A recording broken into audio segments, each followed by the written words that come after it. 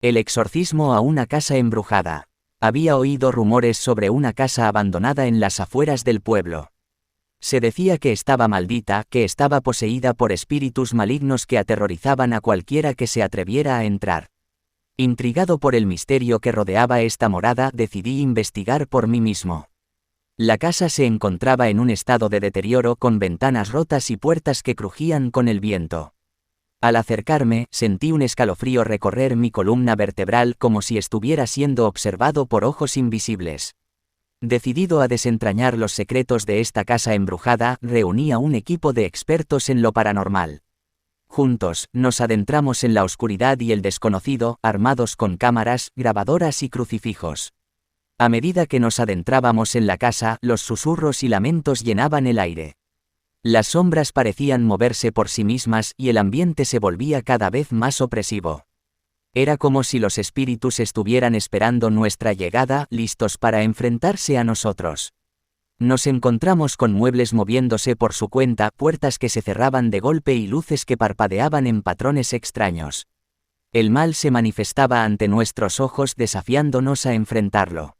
Decididos a liberar esta casa de su oscura influencia, comenzamos el ritual de exorcismo. Recitamos oraciones sagradas y bendijimos cada rincón de la casa con agua bendita. Pero los espíritus malignos no se rendían fácilmente.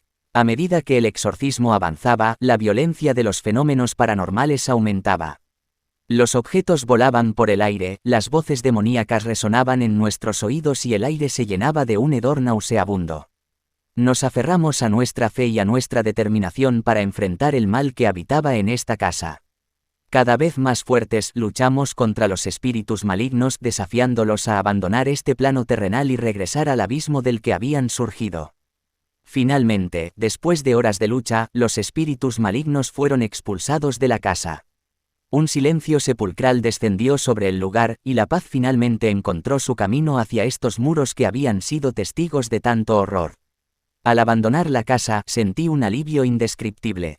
Habíamos triunfado sobre el mal y liberado a este lugar de su atormentada existencia. Este escalofriante encuentro me enseñó que el mal puede enraizarse en los lugares más inesperados y que el valor y la fe pueden ser nuestra mayor arma contra él.